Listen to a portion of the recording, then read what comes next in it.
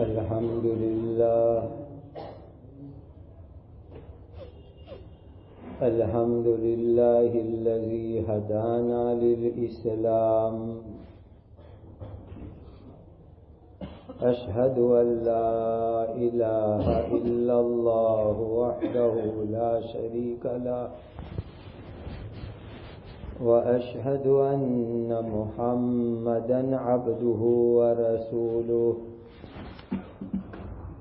صلوات الله تبارك وتعالى عليه وعلى آله وأصحابه وذرياته وأهل بيته وأهل طاعته وبارك وسلم تسليما كثيرا كثيرا. أما بعد فأعوذ بالله من الشيطان الرجيم. بسم الله الرحمن الرحيم.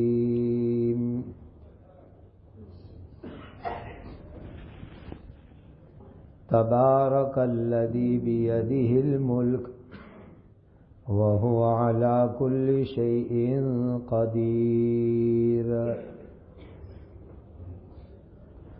الذي خلق الموت والحياة ليبلوكم أيكم أحسن عملا. وقال تعالى لقد خلقنا الإنسان في أحسن تقويم ثم رددناه أسفل سافلين. صدق الله مولانا العظيم.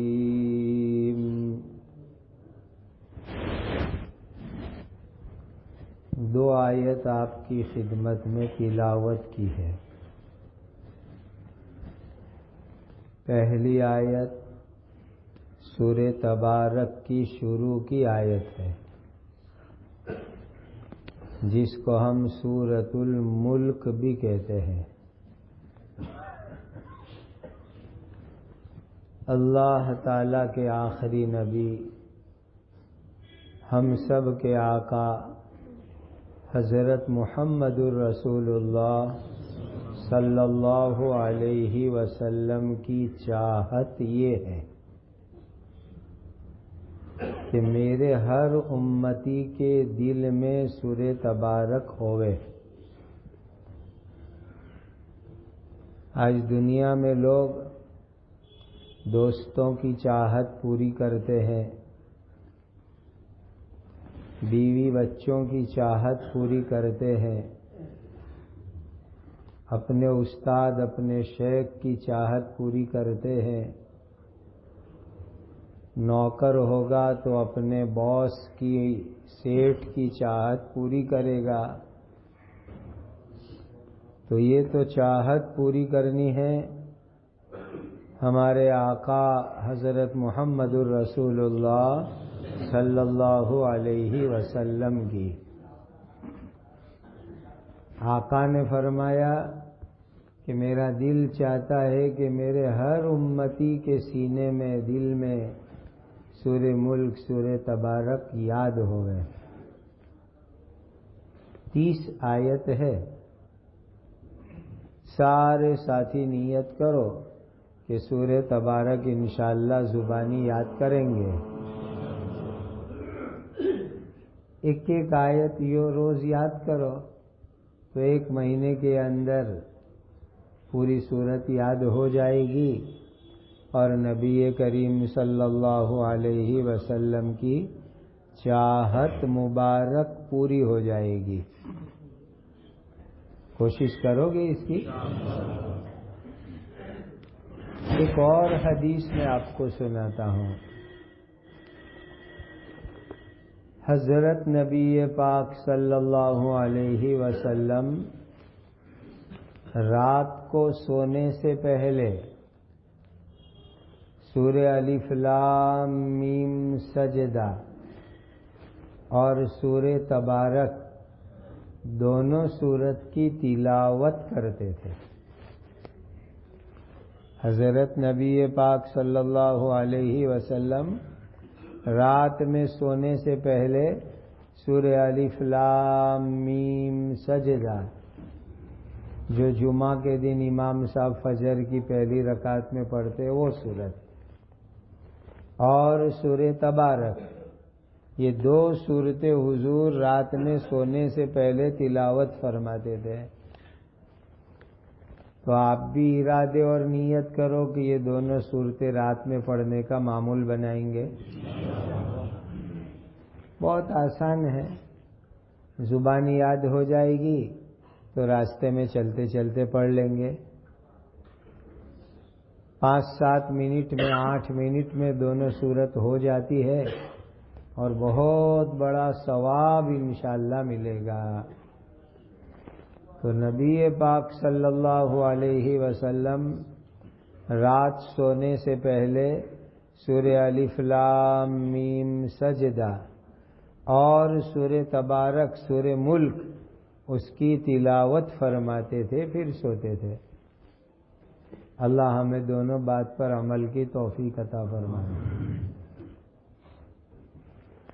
اس سورت کی شروع آیت میں اللہ تعالیٰ نے ایک بہت اونچا مضمون بیان فرمایا۔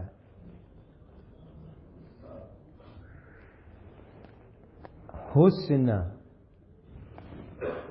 جن کو اردو نہیں آتی وہ بھی یہ لفظ سمجھتے ہیں، ایسا لفظ ہے جس کو ہمارے یہاں گجراتی میں بھی استعمال کرتے ہیں، اردو میں بھی استعمال کرتے ہیں۔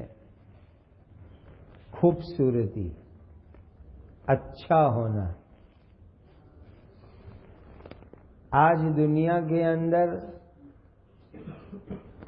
ظاہری اچھا نظر آوے، ظاہری خوبصورتی، اس کی بڑی ویلیو ہے، بہت قدر و قیمت ہے۔ ظاہر پرستی کی طرف یہ دنیا چل پڑی ہے، ظاہر میں اچھا دکھنا چاہیے، ہر چیز میں ظاہر میں اچھا نظر آوے، ظاہر میں اچھا دکھے، لوگ اس کو پسند کرتے ہیں۔ ظاہر میں اچھا ہونا اور اس کو پسند کرنا یہ کسی درجے میں ٹھیک ہے، لیکن اصل اللہ تعالیٰ کے یہاں اندر کے اندر حسن اور خوبصورتی مطلوب ہے۔ اللہ تعالیٰ یہ چاہتے ہیں کہ اندر باطن وہ خوبصورت ہوئے، وہ بہت حسین ہوئے، یہ چیز اللہ تعالیٰ کو بہت پسند ہے۔ امام صاحب نے پڑھا تھا، اس میں بھی اللہ تعالیٰ نے ہم کو جو ایک نعمت بتائی، لَقَدْ خَلَقْنَا الْإِنسَانَ فِي أَحْسَنِ تَقْوِيمٍ،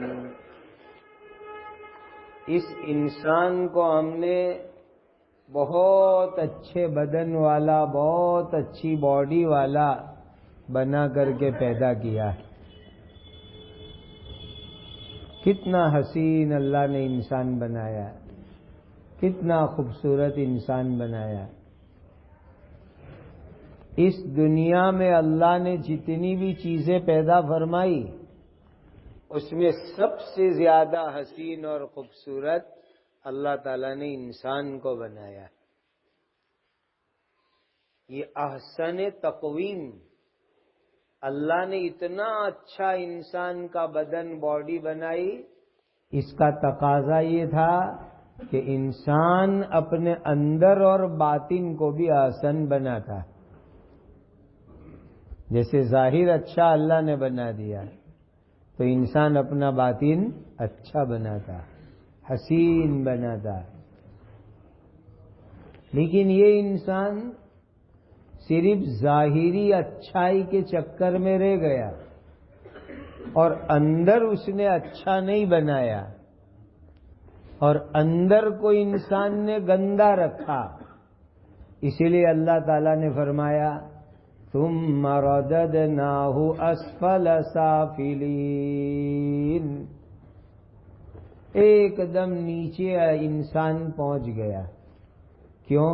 اندر اچھا نہیں ہوا، بس ظاہر کو اچھا کرنے کے چکر میں انسان لگا ہوا ہے۔ آج پوری دنیا کے اندر سروے کرو تو بہت بڑی دولت اور بہت بڑا وقت ظاہری خوبصورتی کے پیچھے لگ رہا ہے کہ بھائی انسان دولت خرچ کرتا ہے، میں اچھا دکھوں، میرا لک اچھا ہو جاوے، پیسے خرچ کرتا ہے، اس کے لیے وقت لگاتا ہے ظاہر کو خوبصورت بنانے کے لیے۔ لیکن اللہ تعالی کے یہاں دل کی خوبصورتی چاہیے کہ خوبصورت ایمان ہوئے، ایمان دل میں ہوتا ہے۔ تو کہا جتنی تو ظاہر کو خوبصورت اور اچھا بنانے کی فکر میں، اس سے زیادہ اپنے دل میں ایمان، اللہ کی محبت، اللہ کی معرفت یہ اچھی اور شاندار ہو جائے، اس کی تو فکر کرنے والا بن کہ دل کا ایمان اچھا ہو جائے، دل میں اللہ کی محبت، اللہ کی معرفت، اللہ کی پہچان بہت اچھی ہو جائے، اس کی تو فکر کرے انسان۔ اگر اس کی فکر نہیں کرے گا تو پھر جہنم میں سب سے نیچے جائے گا۔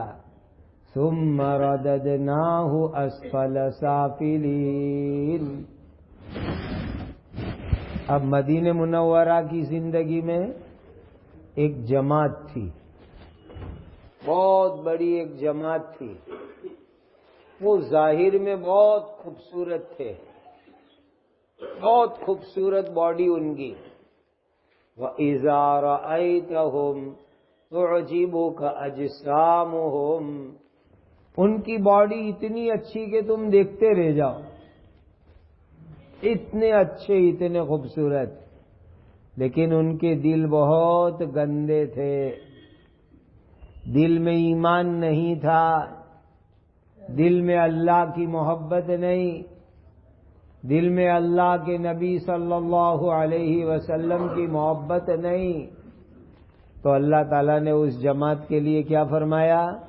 ان المنافقین فی الدرک الاسفل من النار، یہ جماعت جن کی باڈیاں بہت خوبصورت، جن کے بدن بہت اچھے، تم دیکھتے رہ جاؤ ایسے، لیکن اندر بگڑا ہوا تھا، اندر ایمان بنا ہوا نہیں تھا، اندر اللہ کی محبت نہیں تھی، تو پھر یہ جہنم میں 7ویں درجے میں نیچے ہوں گے، بالکل نیچے جہنم کے اندر۔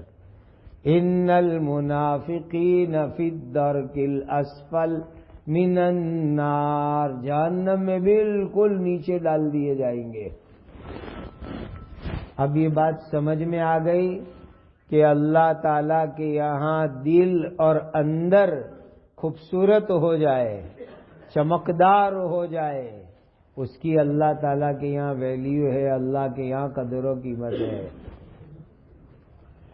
اور سورہ تبارک کے شروع میں اللہ تعالیٰ نے یہی بات بیان فرمائی، تبارک الذی بیدہ الملک، یہ ساری دنیا کی حکومت اور ستہ اللہ کے ہاتھ میں، الذی خلق الموت والحیات لیبلوکم، جس اللہ نے موت اور زندگی بنائی تاکہ تمہارا امتحان لے وے، تمہاری پریکشا لے وے، لیبلوکم ایکم احسن عملا، کس کا عمل اچھا ہے، خوبصورت عمل ہے، وہ اللہ پریکشا لیں گے، امتحان لیں گے اللہ تعالیٰ۔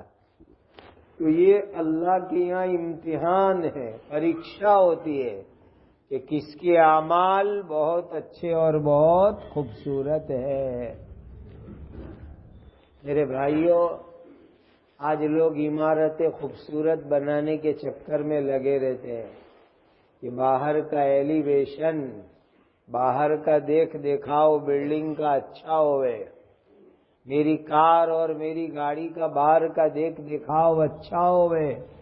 اللہ تعالیٰ یہ چاہتے ہیں کہ تمہارا عمل بہت اچھا ہوئے، اعمال بہت اچھے ہوئے۔ لِيَبْلُوَكُمْ أَيُّكُمْ أَحْسَنُ عَمَلًا۔ اچھا آئینہ تو دیکھتے ہو نا، آئینہ کانچ جس کو کہتے ہیں، کانچ کے سامنے آدمی کھڑا ہوتا ہے تو اپنی شکل نظر آتی ہے، تو آدمی دیکھنے کے لیے کھڑا ہوتا ہے کہ میں کتنا اچھا دکھ رہا ہوں، اور کچھ کمی ہو تو میں ٹھیک ٹھاک کروں، دیکھنے کے لیے کھڑا ہوتا ہے۔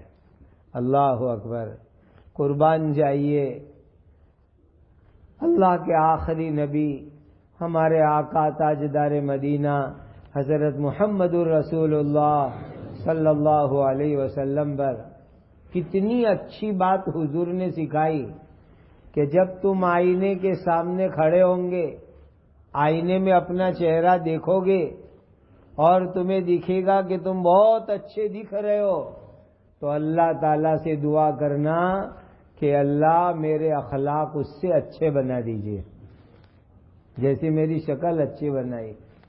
اللہم کما حسنت خلقی فاحسن خلقی، یہ دعا حدیث شریف میں آئی کہ آئینہ دیکھتے وقت پر یہ دعا پڑھو، یہ دعا لکھ کر کے اپنے آئینے پہ چپکا دو تاکہ آئینے میں دیکھتے وقت یہ دعا پڑھنا یاد رہے۔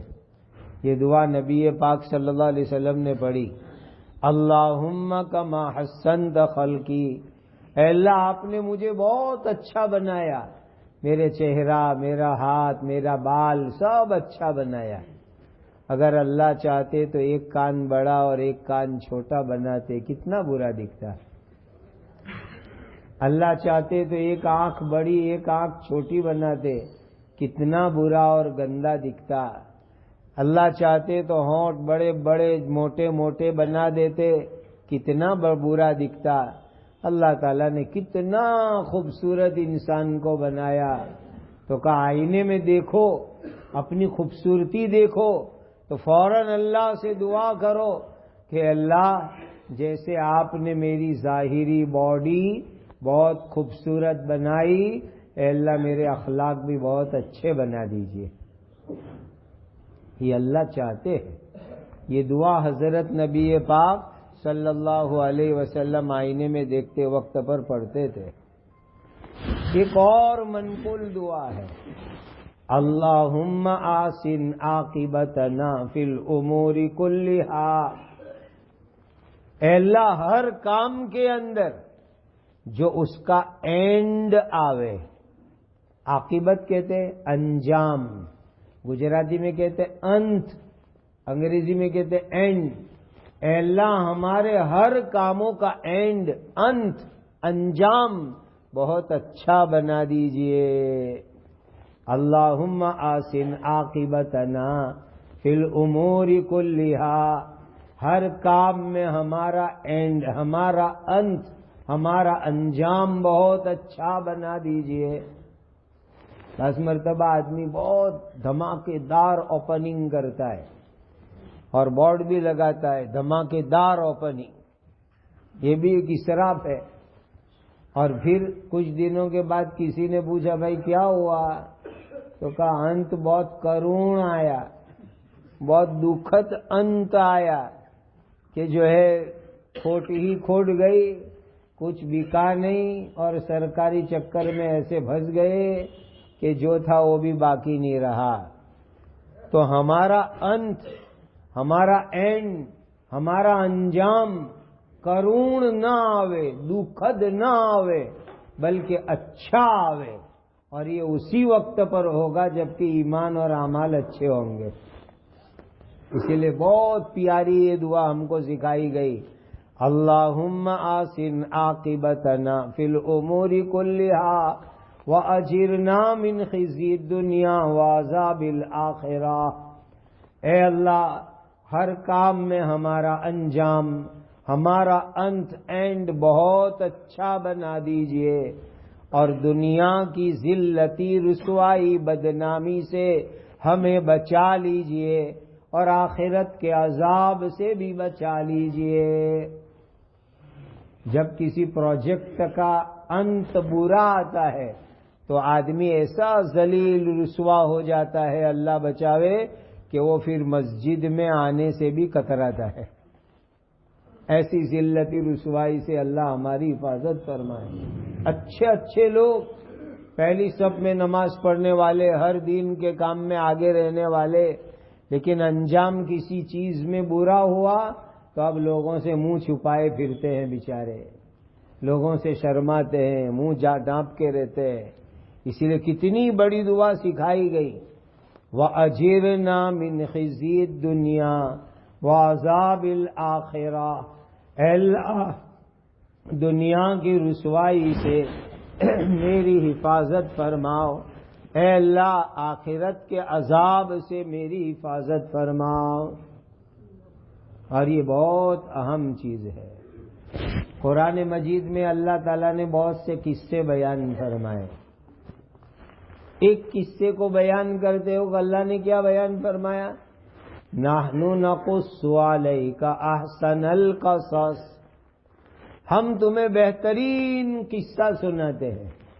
قرآن کا ہر قصہ اچھا ہے، خوبصورت ہے، بہت حسین اور پیارا قصہ ہے، لیکن حضرت یوسف علیہ السلام کا قصہ جب اللہ نے سنانا شروع کیا تو کیا فرمایا کہ نَحْنُ نَقُصُّ عَلَيْكَ أَحْسَنَ الْقَصَصِ، کہ ہم تمہیں بہت اچھا قصہ سناتے ہیں، تم دھیان سے وہ قصہ سنو۔ اللہ بھی اچھے اچھے قصے سناتے۔ احسن، میرے ایمان والے بھائیوں، انسان صرف اپنے ظاہری چیزوں کو اچھا بنانے کے چکر میں زندگی برباد نہ کرے، بلکہ اپنے ایمان اور اعمال کو اور دل کو اچھا بنانے کی فکر کرے۔ یہ اصل چیز ہے۔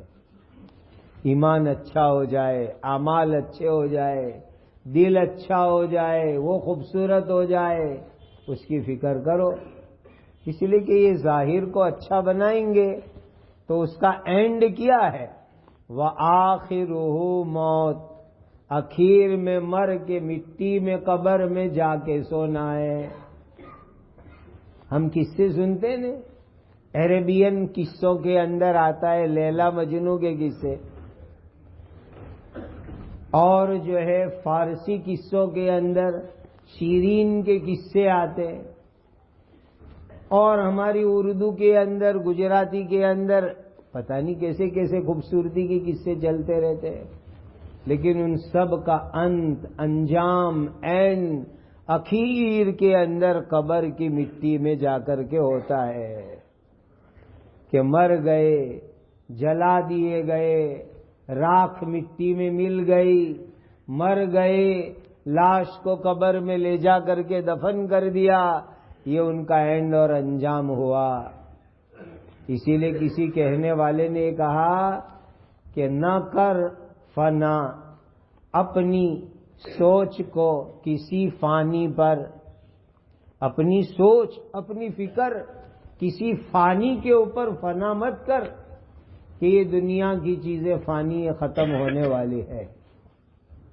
ہمیشہ باقی رہنے والی چیز اللہ کی ذات ہے، ایمان ہے، اچھے اعمال ہے، اس کے اوپر تم اپنی فکر، محنت، کوشش کو لگاؤ۔ یہ ہے اصل کام انسان کو کرنے کا۔ آج دنیا والوں کی زیادہ تر محنت، زیادہ تر توجہ ظاہر کو بنانے میں، ظاہر کو سنوارنے میں، ظاہر کو ٹھیک ٹھاک کرنے میں لگتی ہے۔ اللہ تعالیٰ چاہتے ہیں کہ میرا بندہ اپنا باطن بنا دے، اپنا دل بناوے، اپنا ایمان بناوے، اپنے اعمال اچھے کر لے۔ یہ اللہ تعالیٰ چاہتے ہیں میرے ایمان والے بھائیوں۔ ایک حدیث میں حضرت نبی پاک صلی اللہ علیہ وسلم نے ارشاد فرمایا، ان اللہ لا ينظر الى اجسامکم ولا الى صورکم، اللہ تمہاری باڈیاں نہیں دیکھتے، تمہاری شکل صورت نہیں دیکھتے اللہ تعالیٰ. وَلَٰكِن يَنظُرُ إِلَىٰ قُلُوبِكُمْ، اللہ تمہارے دل کو، تمہاری نیت کو، تمہارے ارادے کو وہ اللہ تعالیٰ دیکھتے ہیں. خدا کی یہاں اس کی قدر ہے. اگر ظاہری باڈی کے کلر کی قدر و قیمت ہوتی تو ابو لہب سب سے بڑا کامیاب انسان ہوتا ہے. ابو لہب سب سے بڑا کامیاب انسان ہوتا. ابو لہب بہت گورا تھا، بہت خوبصورت تھا، اتنا گورا، اتنا خوبصورت کہ جیسے کہ آگ کا لال انگارہ ہوتا ہے ایسے اللہ تعالیٰ نے اس کے گال عطا فرمائے تھے. اتنا خوبصورت ابو لہب، پورا بدن اس کا خوبصورت لال. ایک تو عربی، مکہ کا رہنے والا، قریشی، ہاشمی، اور نبی پاک صلی اللہ علیہ وسلم کا چچا. اتنی خوبصورتی تھی ابو لہب کے اندر کہ لال انگارے کی طرح چمکدار اس کا چہرہ تھا، ایسا حسین، ایسا خوبصورت. اگر صرف چہرے کی خوبصورتی، باڈی کی خوبصورتی پر کام بنتا تو ابو لہب سب سے بڑا کامیاب ہوتا. لیکن ہم نمازوں میں اس کے لیے برائیاں، بددعاں پڑھتے ہیں ابو لہب کے لیے، اور قیامت تک امت پڑھے گی تبت یدا ابی لہب وتب، ابو لہب برباد ہو جاوے، پورا تباہ و برباد ہو جاوے. پڑھتے ہیں نا نماز میں تبت یدا ابی لہب وتب. اور مال بھی بہت تھا، خوب مالدار. اللہ نے فرمایا ما اغنى عنہ مالہ وما کسب، مال بھی کام نہیں آیا، کمائی بھی اس کی کام میں نہیں آئی، کچھ نہیں. صرف ظاہری بدن کو بنانے کے چکر میں مت لگے رہو اے نوجوانوں. یہ ظاہری حسن فانی ہے، قبر کی مٹی میں ملنے والا ہے. اور مال کی دولت کی ہرس میں، لالچ میں پیچھے مت دوڑا کرو، یہ سب یہیں رہ جانے والا ہے. ما اغنى عنہ مالہ وما کسب. اللہ نے خوبصورت بھی بنایا، مالدار بھی بنایا، لیکن اس کا انت کیا ہوا، اس کا اینڈ کیا ہوا؟ انجام یہ ہوا سیصلی نارا ذات لہب، بھڑکتی آگ میں، جہنم کی آگ میں اللہ تعالیٰ اس کو داخل کریں گے، جہنم کی آگ میں پھینک دیں گے. خوبصورتی بھی کام نہیں آئی، مال دولت بھی کام نہیں آیا، چونکہ دل بگڑا ہوا تھا، ایمان نہیں تھا، دل گندا تھا، دل میں اللہ کی محبت نہیں، دل میں اللہ کے نبی کی محبت نہیں، اعمال اچھے نہیں. تو فرمایا سیصلی نارا ذات لہب، بھڑکتی آگ میں. اور دنیا میں بھی کرون انت آیا، بہت برا اینڈ آیا، بہت برا انجام آیا. اس کو ایک پھوڑی نکلی، گلٹی، بیمار ہو گیا اور اسی بیماری کے اندر مر گیا. اس کی باڈی کے اندر سے ایسی واس نکلتی تھی، بدبو، ایسی گنداتی باڈی ہو گئی کہ کوئی اس کی لاش کے پاس میں بھی جانے تیار نہیں. بلکہ زندگی کے آخری دنوں میں بیماری کی وجہ سے باڈی میں سے بدبو آنے لگی، سب نے اس کو الگ رکھ دیا، الگ تھلگ. جیسے ہاسپٹل میں دیکھا آگ میں جلے ہوئوں کا وارڈ الگ ہوتا ہے، بند وارڈ الگ ہوتا ہے. وہاں جو آگ میں جلے ہوئے انسان آتے ان کو وہاں رکھتے ہیں، کیونکہ ان کی باڈی میں سے خاص طرح کی ایک بدبو نکلتی ہے تو دوسروں کو تکلیف نہ ہو، اس لیے وہ وارڈ الگ ہوتا ہے. ابو لہب کو دنیا میں ہی وہ آگ کا وارڈ چالو ہو گیا. دنیا میں لوگوں نے ایک طرف کر دیا، مالداری کے باوجود کوئی پاس آنے تیار نہیں، اور تڑپ تڑپ کے مرا ہے، اور مرنے کے بعد اتنی بدبو نکلتی کہ کوئی اس کی انتم کریا کرنے بھی تیار نہیں ہے کہ انتم کریا کرے۔ اس زمانے کے اندر مکہ کے کافر بھی دفن کرتے تھے، تو کوئی اس کو شمشان لے جاوے دفن کر دے بے، کوئی تیار نہیں اس کے لیے، اتنی باڈی میں سے بدبو نکل رہی ہے۔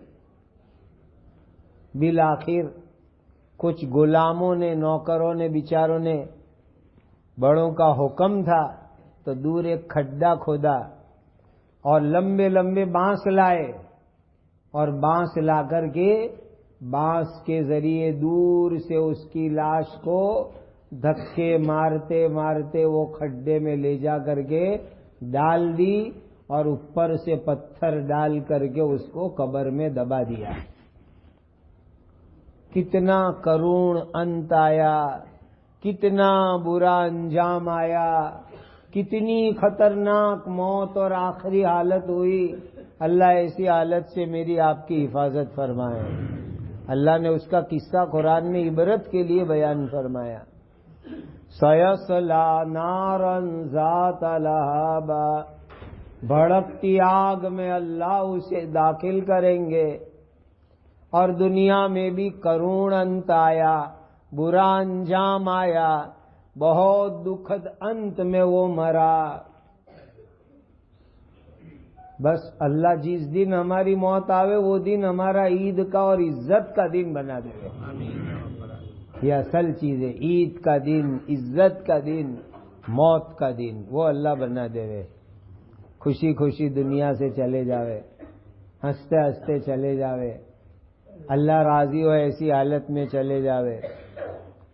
حضرت بلال رضی اللہ عنہ ظاہر میں کلر سفید نہیں تھا، ظاہری باڈی گوری نہیں تھی، سفید باڈی نہیں تھی، لیکن دل بہت سفید تھا۔ دل میں ایمان پاورفل، دل میں اللہ کی محبت پاورفل، دل میں نبی پاک صلی اللہ علیہ وسلم کی محبت پاورفل، باڈی کے اندر سفید رنگ نہیں، بیچارے کے پاس مال بھی نہیں، غلام بن کے زندگی گزارتے تھے حضرت بلال، غلامی میں، اور فقیری کا حال یہ تھا کہ بغل میں تھوڑا سا کھانا دبا کر کے رکھتے، بغل میں تھوڑا سا کھانا، اسی پر گزران چلانا پڑتا، ایسی غریبی ایسی فقیری۔ لیکن حضرت بلال کے ایمان، دل میں اللہ کی محبت، دل میں اللہ کے نبی صلی اللہ علیہ وسلم کی محبت، اتنا ایمان پاورفل، اتنا ایمان پاورفل کہ دنیا میں بھی اللہ نے عزت دی کہ حضور کی مسجد میں اذان دینے والے بنے، اور حضور نے دیکھا کہ جنت میں بھی حضور کے ساتھ چل رہے، جنت میں بھی حضور کے ساتھ چل رہے، قدم آگے نظر آئے، ایسے چل رہے۔ یہ ایمان کی برکت، باطن بنایا، دل بنایا، اس کی برکت سے۔ میرے بزرگوں، میرے بھائیوں، بہت ضروری ہے کہ ظاہر ٹھیک ٹھاک کرنے کے پیچھے ہم کم وقت لگائے اور زیادہ محنت اپنے دل کو بنانے میں لگاوے، کہ ایمان بن جاوے، اللہ کی محبت آ جائے، اللہ کے نبی صلی اللہ علیہ وسلم کی محبت آ جائے، اور ایمان کا حسن آ جاوے، حسین ایمان ہمارا ہو جاوے۔ اب سمجھو ایمان کا حسن کہتے ہیں کس کو؟ ایمان کی خوبصورتی کہتے ہیں کس کو؟ میں آپ کو ایک نشانی بتاتا ہوں، یاد رکھ لو کہ ایمان خوبصورت ہے یا ایمان ہمارا بدصورت ہے، یعنی کمزور ہے، اس کی یہ تعبیر ہے۔ باقی ایمان کے اندر کبھی بدی اور برائی نہیں آ سکتی، کمزوری ایمان کی کا ایمان حسین ہے، خوبصورت ہے، ایمان مضبوط ہے، ایمان پاورفل ہے۔ کیسے پتہ چلے گا؟ کا زندگی کا ہر کام اللہ کی خوشی کے مطابق ہے تو سمجھ لو کہ ایمان ہمارا خوبصورت ہے. ہر کام اللہ کی خوشنودی کے مطابق، اللہ راضی ہو جائے، اللہ خوش ہو جائے، یہ سمجھو ہمارا ایمان احسن ہے، بہت خوبصورت ہمارا ایمان ہے. اس کو کہتے ہیں مرضی مولا از ہما اولا. مالک کی خوشی سب کی خوشی سے اونچی، اللہ کی خوشی سب کی خوشی سے اونچی. مرضی مولا از ہما اولا. ہر چیز میں آدمی سوچے اللہ کیسے خوش ہوں گے، اللہ کیسے خوش ہوں گے، اللہ کیسے خوش ہوں گے ہر چیز میں، تو سمجھ لو کہ ایمان کا حسن نصیب ہو گیا. یاد رکھنا، آج تو انسان پتہ نہیں کس کو خوش کرنے کے چکر میں لگا رہتا ہے. یہ خوش ہو جاوے، وہ خوش ہو جاوے، وہ راضی ہو جائے. بھائی ہمیں تو ایک کو راضی کرنا ہے، ایک کو خوش کرنا ہے، ایک اللہ کو راضی کرنا ہے، ایک اللہ خوش ہو جاوے. تو فرمایا کہ ایمان کے احسن اور ایمان کے خوبصورت ہونے کی نشانی ہے کہ انسان ہر کام میں اللہ تعالی کی خوشی کو ڈھونڈے کہ میرے اس کام سے میرے اللہ راضی ہوں گے یا میرے اللہ ناراض ہوں گے. یہ ایمان کا حسن ہے. ایک دن ایک حساب کرو نا بیٹھ کر کے. آج تک دکان کے حساب بہت کیے، کھیتی کے حساب بہت کیے، بزنس اور تجارت کے حساب بہت کیے، وارثہ ویچنی کے حساب بہت کیے، پارٹنروں کے ساتھ حساب بہت کیے. ایک دن ذرا اس کا حساب کرو نا ایمان کا کہ بھئی آج جمعرات تھی، صبح فجر میں اٹھا تھا، رات سویا. چلو میں ایک نوٹ بک لے کے بیٹھتا ہوں. صبح سے رات تک میں نے کتنے کام ایسے کیے جس سے اللہ راضی، اور کتنے کام ایسے کیے جس سے اللہ ناراض. یہ حساب جو کہتے ہیں مراقبہ مراقبہ، یہ مراقبہ ہے کہ حساب کرو زندگی کا کہ صبح سے شام تک میں نے کتنی باتیں ایسی بولی جس سے اللہ راضی ہے، اور کتنی باتیں ایسی بولی جس سے اللہ ناراض ہے. کتنے کام ایسے کیے جس سے اللہ راضی ہے، کتنے کام ایسے کیے جس سے اللہ ناراض ہے. کبھی تو حساب کرو زندگی میں ایک آدھ دن بیٹھ کر کے. قیامت کے بارے میں آتا ہے کفا بنفسک الیوم علیک حسیبا. قیامت کے دن اللہ کہیں گے ارے بندے تو خود آج اپنا حساب کر، اپنا حساب خود کر، تو جنتی ہے کہ جہنمی خود حساب کر لے. کفا بنفسک الیوم علیک حسیبا.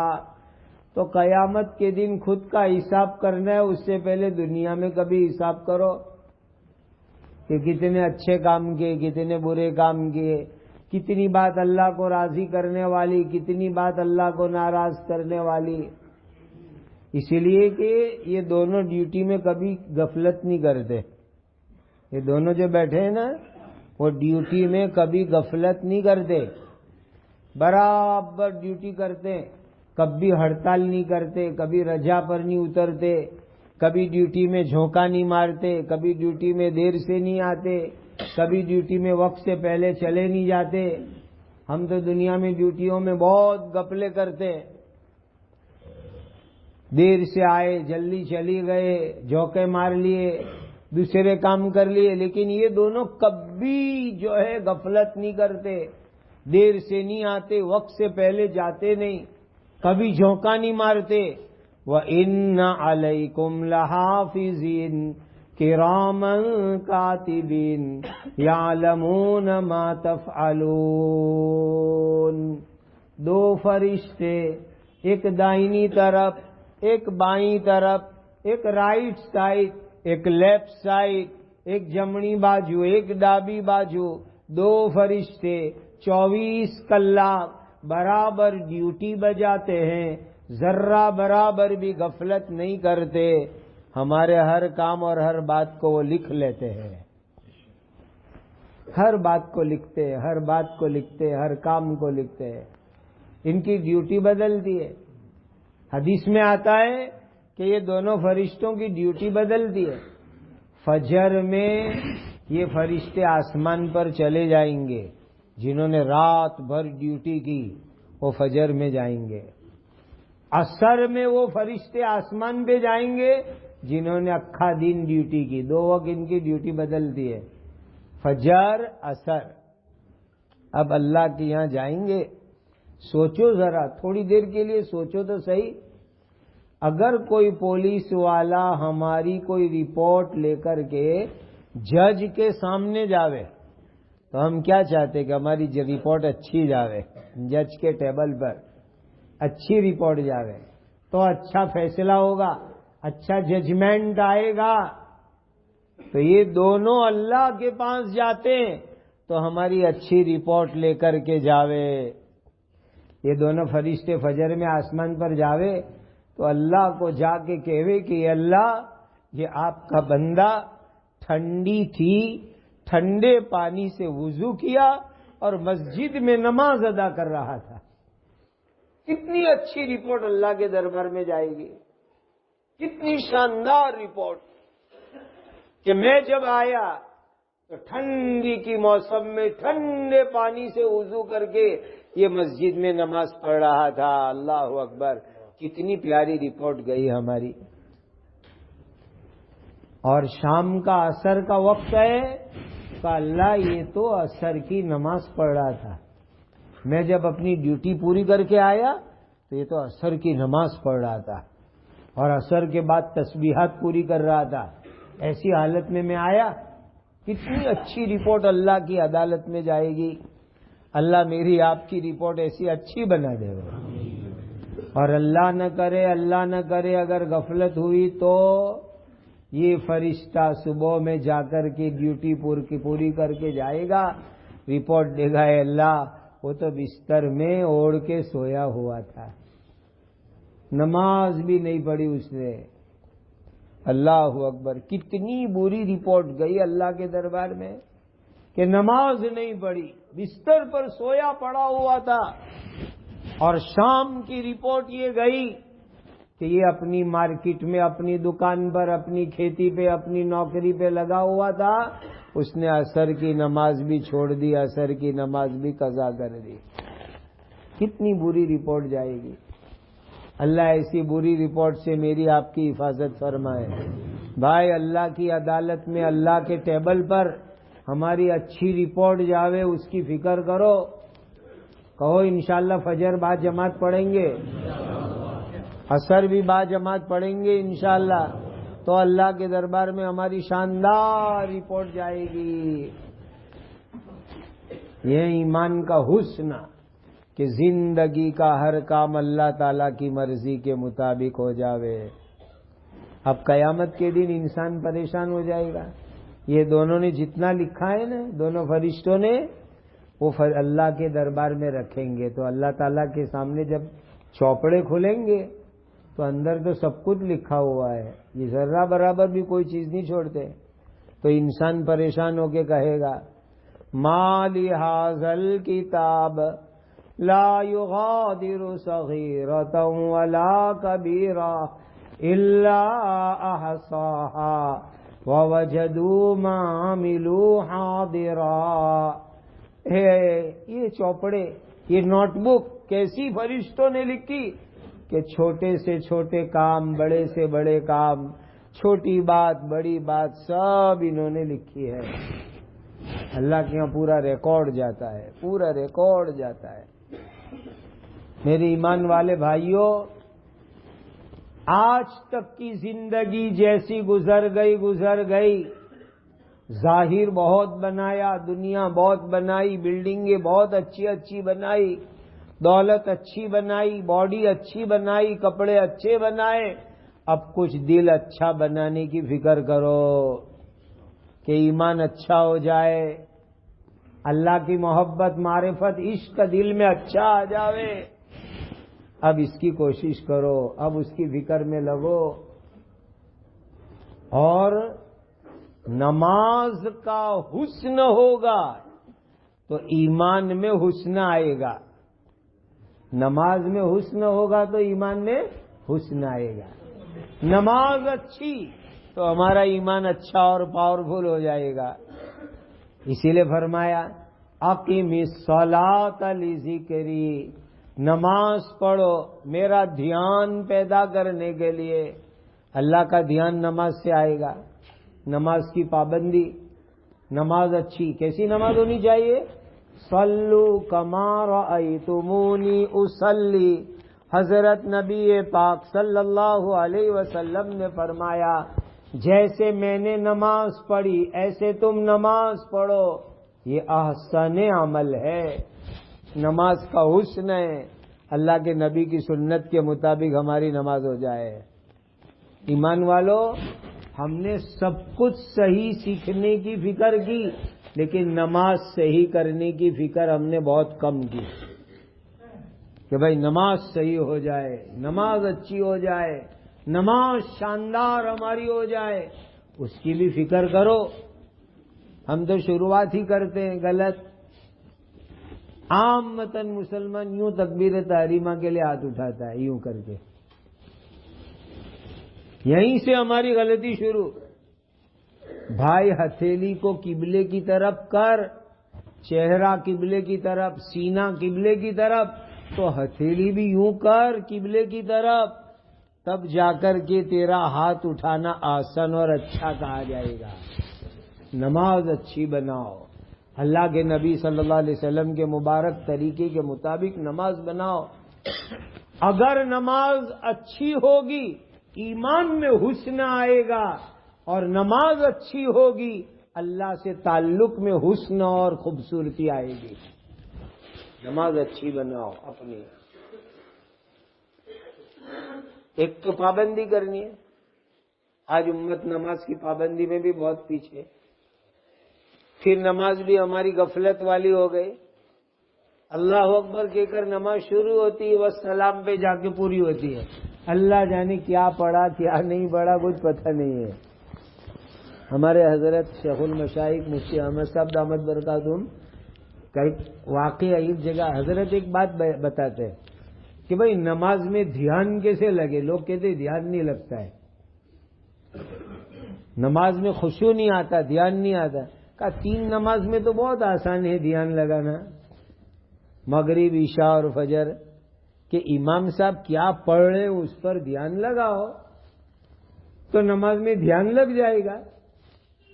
تو ایک موقع کہا کہ بعض مرد کبھی کبھی ایسا کرو، اپنے دوست کے ساتھ بہت کچھ باتوں کا لے دے کرتے ہو نے، تو دوست کے ساتھ یہ بھی طے کرو کہ کبھی وہ اچانک آپ کو پوچھ لے وے، آپ کبھی اچانک اس کو پوچھ لو کہ آج مغرب میں امام صاحب نے کیا پڑھا تھا، بولنی ذرا. امام صاحب نے کیا پڑھا تھا؟ مجھے تو ایسا یاد ہے کہ وہ 3 پڑھی تھی، تجھے کیا یاد ہے؟ بولنی ذرا امام صاحب نے کیا پڑھا تھا. ایسا کبھی کبھی اچانک پوچھ لو تو آدمی دوست کو جواب دینے کے ڈر سے تو دھیان دے گا کہ وہ کہیں نکلتے پوچھ نہیں لے کہ امام صاحب نے کیا پڑھا تھا، تو نماز میں دھیان لگے گا. کہ ایک موقع کے اوپر ایک مجلس کے اندر پوچھا کہ بھائی آج امام صاحب کو نے کیا پڑھا تھا عشاء میں، تو سارے نمازیوں پر سناٹا چھا گیا. ایک کو بھی یاد نہیں کہ بھائی کیا پڑھا امام صاحب نے آج عشاء کے اندر. ہاں بھائیو، یہ رونے کا مقام ہے، درد کا مقام ہے. امام صاحب جلدی ہوگی کھانے گھر چلے گئے، کہا امام صاحب کو پوچھ کے آؤ. چلو آخری درجہ تاکہ سب کو بتا دے. تو پوچھنے گئے تو امام صاحب کو بھی یاد نہیں میں نے کیا پڑھا تھا. ہماری نمازیں آٹومیٹک ہو گئے، آٹومیٹک. اب ہر چیز ڈیجیٹل ہو رہی تو نماز بھی ڈیجیٹل ہو گئی. اللہ اکبر السلام. کیا پڑھا امام جانے، امام کا اللہ جانے. بعض مرتبہ تو نماز کی غلطی تک کا پتہ نہیں چلتا ہے کہ 3 رکعت ہوئی، 4 ہوئی، 5 ہوئی، کیا ہوا کیا نہیں ہوا. نمازیں اچھی کرو، دھیان لگاؤ نماز میں. وعدہ ہے اللہ کا قد افلح المؤمنون الذین هم فی صلاتهم خاشعون. وہ ایمان والے سفلتا کو پہنچ گئے، سکسیس ہو گئے، کامیاب ہو گئے، جو ایمان والے اپنی نماز کو دھیان لگا کے پڑھتے ہیں۔ الذین هم فی صلاتہم خاشعون۔ میں عامةً مرکز کے بیان 6 نمبر کے دائرے میں ہی کرتا ہوں۔ نماز صحیح کرو، نماز دھیان والی، سنت طریقے کی۔ ہماری نمازوں میں بہت گڑبڑ ہے۔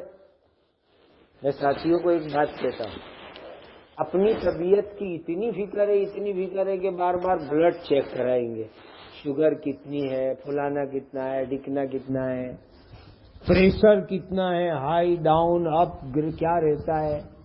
کبھی زندگی میں اپنی نماز بھی کسی مفتی صاحب کو چیک کراؤ کہ حضرت آپ بیٹھو، میں آپ کے سامنے نماز پڑھتا ہوں، آپ میری نماز چیک کرو کہ میں نماز صحیح پڑھتا ہوں کہ میری نماز غلط ہو رہی ہے۔ وعدہ کرو کہ کریں گے یہ کام۔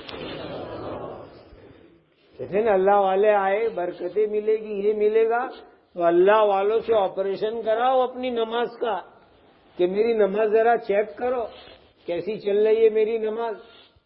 میں نماز میں جو قرآن پڑھتا ہوں کیسا پڑھتا ہوں، صحیح پڑھتا ہوں غلط پڑھتا ہوں، تسبیح صحیح پڑھتا ہوں غلط پڑھتا ہوں، رکوع سجدے کی اتحیات دعائے قنوت میرا صحیح ہے نہیں ہے۔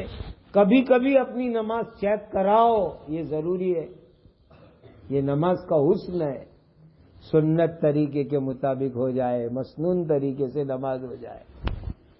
واہ واہ واہ واہ، اللہ ان کی جماعت میں ہمیں شامل فرمائے۔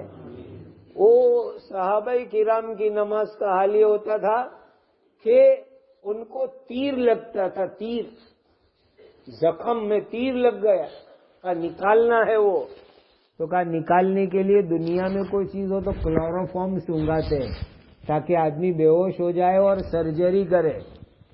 صحابہ کرام کیسے تھے، اللہ ان کی جماعت میں ہمارا حشر نشر فرمائے۔ کہ میں 2 رکعت نماز کی نیت باندھ لیتا ہوں، اللہ سے اپنا دھیان لگا لیتا ہوں، پھر مجھے کچھ پتہ ہی نہیں چلے گا کیا ہو رہا ہے، تب میرا تیل نکال لینا۔ کیسی نمازیں ہوتی تھی ان لوگوں کی۔ اور آج تو مچھر تو بہت بڑی چیز ہے، لال چیونٹی بھی آ جاوے تو اپنی اکھی نماز ڈسٹرب ہو جاوے، اکھی نماز ڈسٹرب ہو جاوے۔ نماز کا حسن پیدا کرو تو ایمان میں حسن آئے گا، ایمان میں تازگی آئے گی۔ قد افلح المؤمنون الذین هم فی صلاتهم خاشعون۔ اور نماز کا حسن آئے گا علم کے حسن سے۔ تو بھائی نماز کے مسئلے ہی نہیں آتے تو نماز صحیح کیسے پڑھیں گے؟ اور وہ مسئلے آئیں گے علم سے، علم صحیح ہوگا تو نماز صحیح ہوگی۔ مسئلے مسائل کے بغیر کبھی نماز صحیح ہو ہی نہیں سکتی۔ وضو کے مسائل، غسل کے مسائل، نماز توڑنے والی چیزوں کے مسائل، نماز کے ارکان، نماز کے شرائط، یہ مسائل علم سے آئیں گے، اس کے بغیر کیسے ہماری نماز صحیح ہوگی؟ یہ کوئی دیکھا دیکھی جو ہے، کوئی جم تھوڑی ہے کہ وہاں جو ہے جیسے کراوے ایسے کرتے رہنے کا۔ کسرت کراتے نا وہ ٹرینر، تو اس میں وہ جیسا کراوے وہ کرتے رہنے کا۔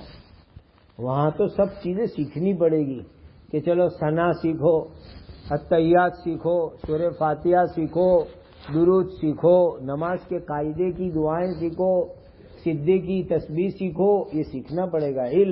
علم اس کے لیے بہت ضروری۔ تو کہا علم کا حسن یہ ہے کہ ہماری زندگی کا ہر کام شرعی علم کے مطابق ہو جائے، یہ علم کا حسن ہے۔ آج تو ہمیں اپنی زندگی میں جو جیون ضروریات ہے نا، اس کا علم بھی نہیں ہے، جیون ضروریات کا علم بھی نہیں ہے۔ میں اس کی ایک سادی مثال لیتا ہوں ساتھیوں کو۔ بھائی گوشت کھانا تو ہمارے ایمان کی نشانی ہے نا، ہم نے ایمان کی نشانی گوشت کھانے کو سمجھ لیا ہے۔ ہر بڑے جانور میں، بکرا ہو، بڑا جانور ہو، فتاوا کی کتابوں میں لکھا ہے 7 چیزیں مکروہ ہے ہر جانور میں۔ بعض فقہا اس کو مکروہ تحریمی تک کہتے ہیں کہ یہ 7 چیزیں کھانا حرام کے قریب قریب ہے. بولو کتنے مسلمان کو معلوم ہے کہ وہ 7 چیزیں کون سی جو نہیں کھانے کی؟ اور آج تک کتنے جانور کھا گئے، پیٹ میں اڑا دیے؟ یہ ہمارے علم کا حال ہے، یہ ہماری علم کا حال ہے. علم کا حسن یہ ہے کہ آدمی کو زندگی میں جو چیز کی ضرورت پیش آئے، اپنی ضروریات زندگی کا صحیح علم ہونا چاہیے. یہ علم کا حسن ہے، یہ اپنے اندر پیدا کرو. اور اس کی 2 شکل ہے. ایک وہ علم جس کی ہر ایک کو ضرورت پڑتی ہے، نماز، وضو، غسل وغیرہ.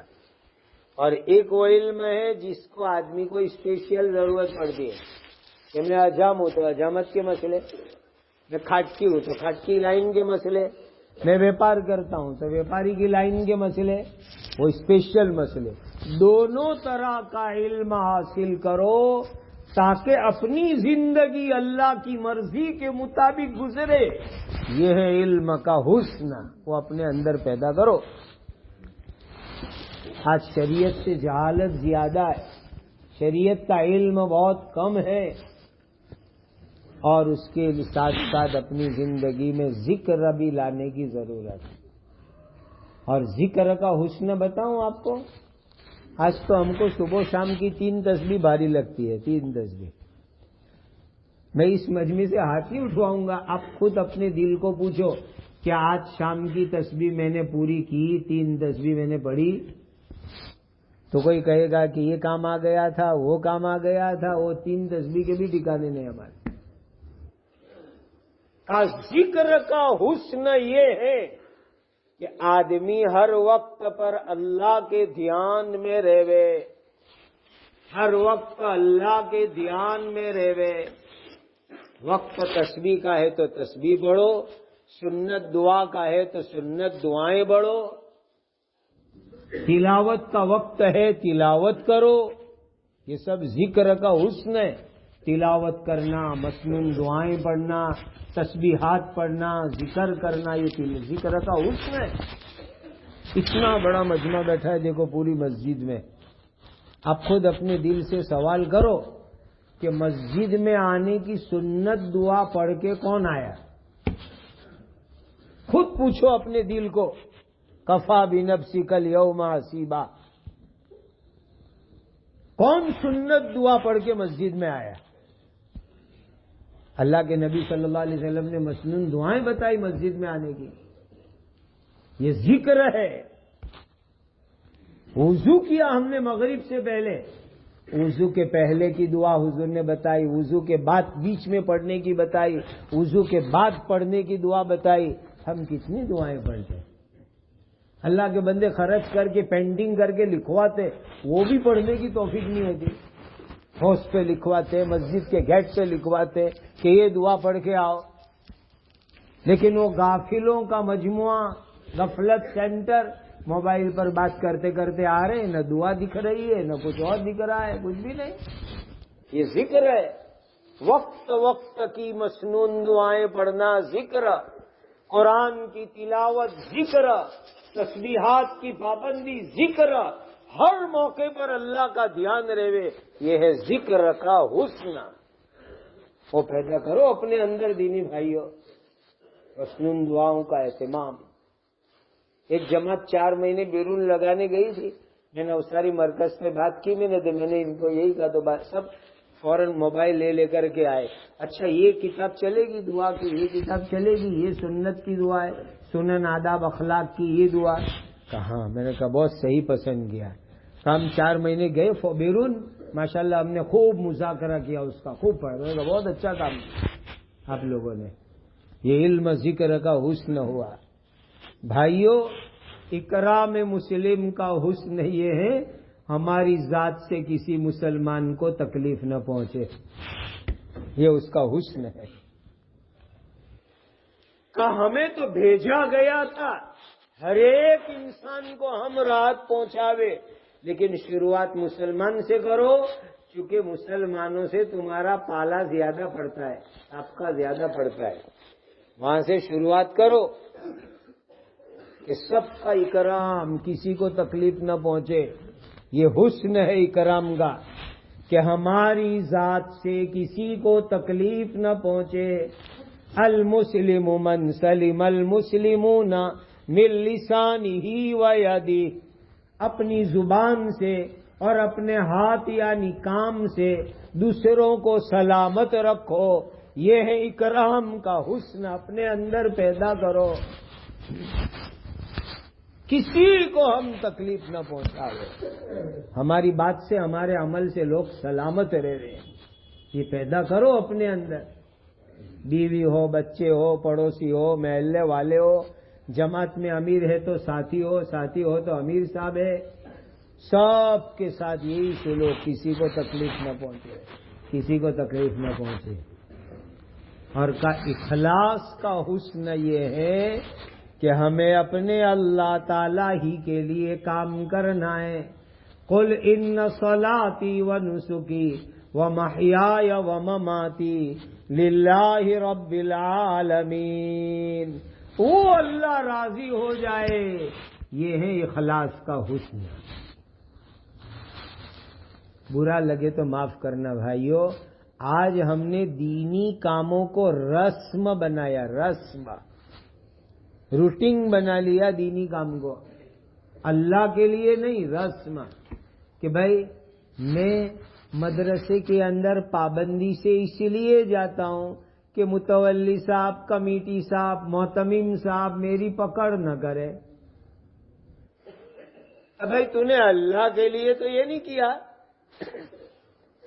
میں جماعت میں اس لیے جا رہا ہوں کہ وہ کارگزاری میں آئے کہ ان کا چلہ لگ گیا تھا اس سال کا، اگر نہیں لگے گا تو وہاں میری کارگزاری یہ جائے کہ اس نے یہ 2 سال سے سال کا چلہ ہی نہیں دیا ہے، آج تک اس کے 4 مہینے لگے ہی نہیں ہے، اس لیے جلدی سے چلہ لگاؤ تاکہ میری کارگزاری جو ہے یوں جاوے. بھائی اللہ کے لیے کرنے والے بنو کہ اللہ راضی ہو جائے. رسم مت بناؤ، دین اللہ کے لیے، رسم بنانا نہیں ہے دین کو. یہ اخلاص نیت ہے. اور میرے بھائیوں اس کے لیے وقت لگانا پڑے گا.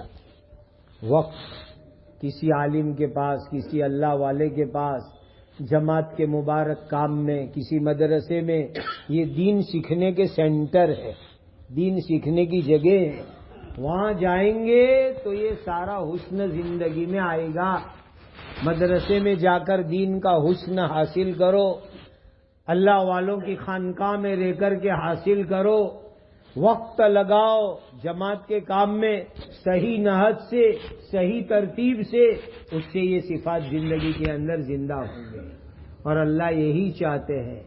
تبارک الذی بیدہ الملک وہو علی کل شیء قدیر الذی خلق الموت والحیاۃ لیبلوکم ایکم احسن عملا. کس کا عمل بہت اچھا ہے اللہ یہی دیکھتے ہیں، یہی دیکھتے ہیں میرے بھائی.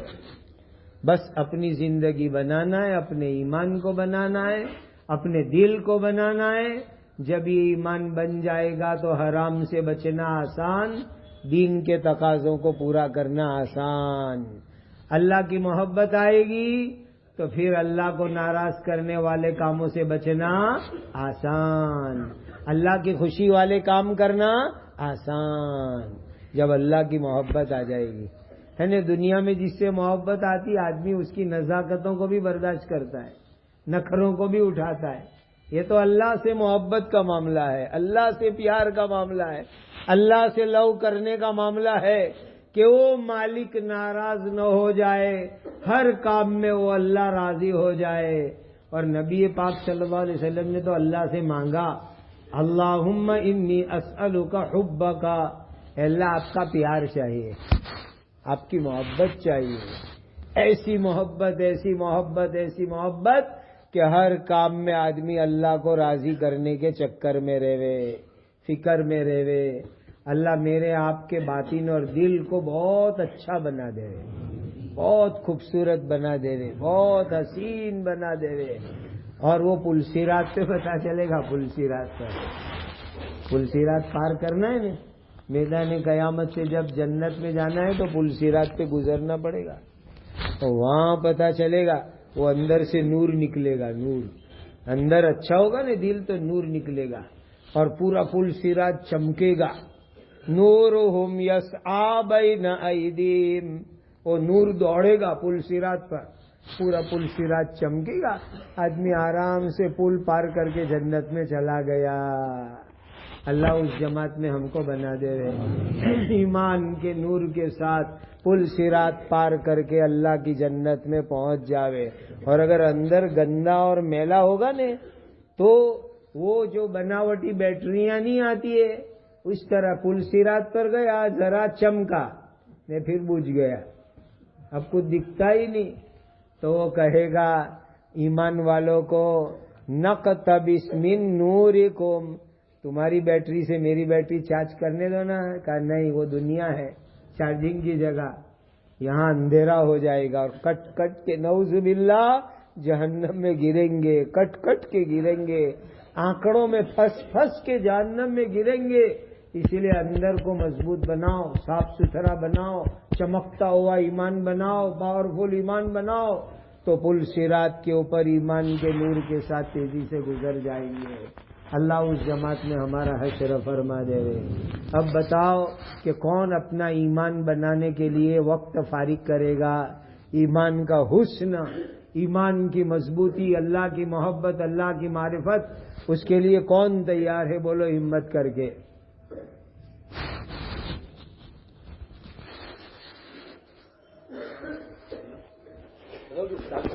ہماری جائے گی انشاءاللہ 31 جنوری سے پورے ضلع سے انشاءاللہ 40 دن کی ترتیب ہے. سب جائیں گے انشاءاللہ. اللہ قبول فرمائے. آمین.